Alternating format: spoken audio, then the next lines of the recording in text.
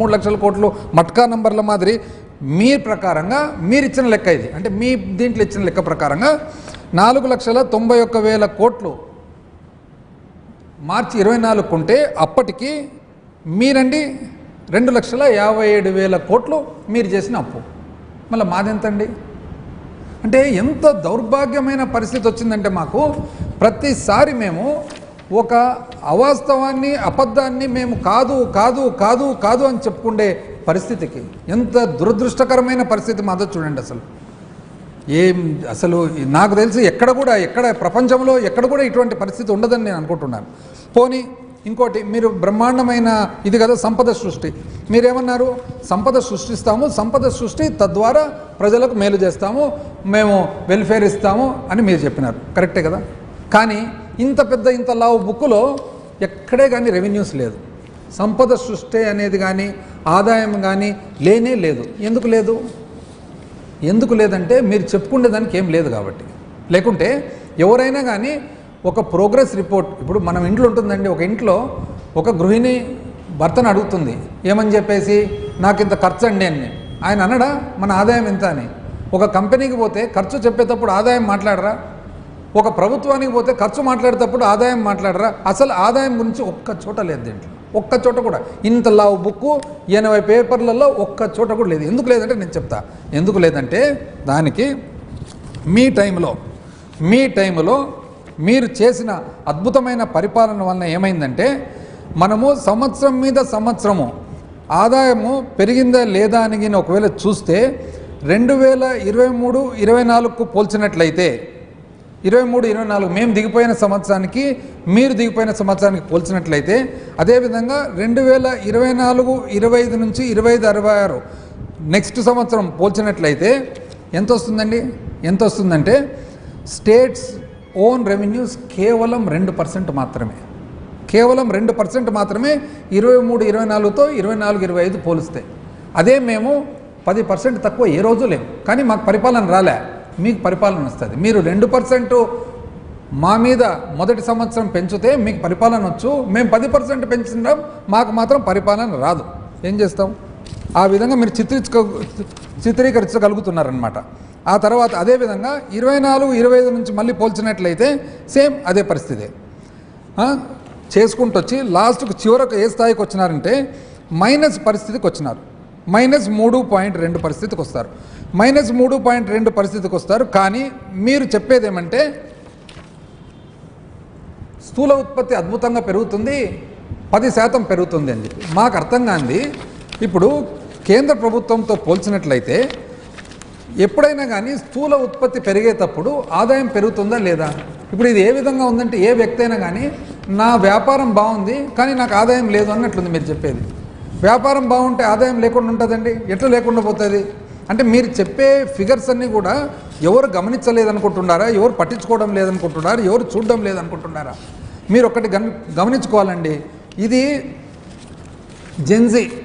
Gen Z యుగంలో యువకులందరూ కూడా ప్రతి ఒక్కరూ అన్ని సబ్జెక్ట్ నాలెడ్జు పూర్వం మాదిరి ఏదో మనం చెప్తే అందరు నమ్మేస్తారు అనుకోద్దండి. ఇప్పుడు ఉదాహరణకు కేంద్ర ప్రభుత్వం ఇచ్చిన ఫిగర్స్ ప్రకారము భారతదేశంలో వాళ్ళు ఏమంటున్నారు, 9% మా స్థూల ఉత్పత్తి పెరిగింది అంటున్నారు.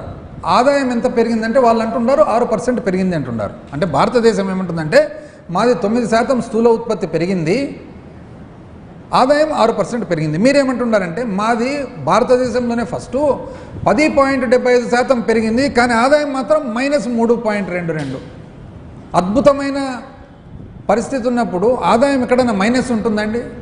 అంటే ఎట్లా మీకు ఎట్లా అనుకూలం ఉంటే అట్లా మాట్లాడేది అనేది ఒక అలవాటు అయిపోయిందనమాట. అలవాటు చేసుకున్నారు, దాని ప్రకారంగా మీరు చెప్పుకుంటూ పోతారు. ఇది మాకేమంటే ప్రతిసారి మీకు ఇవన్నీ చెప్పుకుంటూ పెట్టాలంటే బాధాకరమైన పరిస్థితి. అదేవిధంగా ఇప్పుడు మీరు అద్భుతమైన పరిపాలన అన్నారు కదండి. మొన్న CAG-CGA controller and auditor general of accounts వాళ్ళు రిలీజ్ చేసిన ఫిగర్స్ ప్రకారంగా, డేటా ప్రకారంగా ఏముంది, April to December 2023-24, April to December 2025-26, 23-24, 25-26కు పోల్చినట్లయితే ఆంధ్రప్రదేశ్ ఎక్కడుందండి? 22వ స్థానంలో ఉంది. అంటే మనకంటే ముందర ఎవరెవరు ఉన్నారు? అస్సాం, బీహార్, మహారాష్ట్ర, పంజాబ్, హర్యానా, ఉత్తరాఖండ్, కర్ణాటక, తమిళనాడు, రాజస్థాన్, జార్ఖండ్, వెస్ట్ బెంగాల్, సిక్కిం, ఉత్తరప్రదేశ్, కేరళ, గుజరాత్, మేఘాలయ, ఛత్తీస్గఢ్, తెలంగాణ, హిమాచల్ ప్రదేశ్, త్రిపుర, ఒడిశా తర్వాత మనం ఉండమన్నమాట.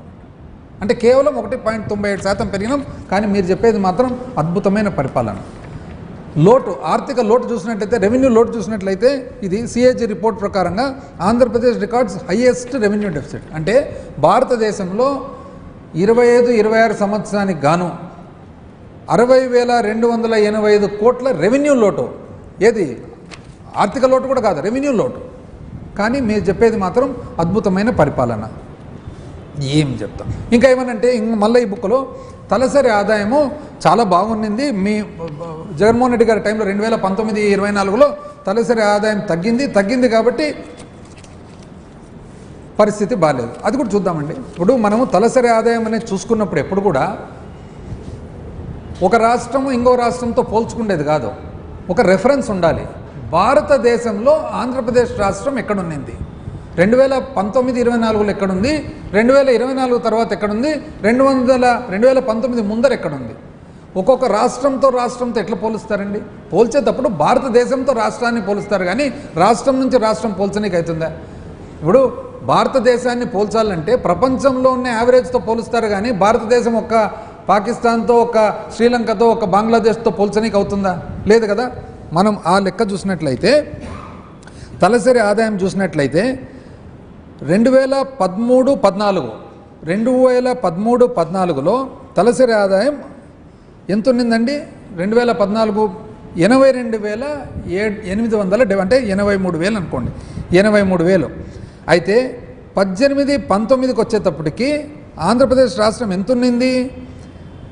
17వ స్థానంలో ఉండే 2013-14లో ఏదైతే 17వ స్థానంలో ఉన్నిందో, 2019 మేము ప్రభుత్వం ఏర్పాటు చేసుకునేటప్పటికి కూడా 17వ స్థానంలోనే ఉంది.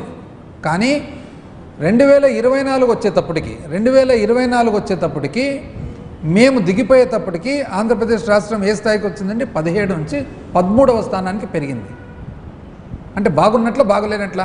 మీరు 2014లో మీరు ప్రభుత్వం ఏర్పాటు చేసుకున్నప్పుడు 17వ స్థానంలో ఉండారు, మీరు 19లో దిగిపోయేటప్పటికి 17వ స్థానంలో ఉండారు, 2024లో మేము దిగిపోయేటప్పటికి 13వ స్థానంకి వచ్చినాం. అప్పుడు బాగున్నట్ల బాగలేనట్ల? ఎంత అన్యాయంగా చెప్తారండి. మీకు నచ్చిన ఫిగర్స్ తీసుకుంటారు, నచ్చిన విధానంలో చెప్తారు.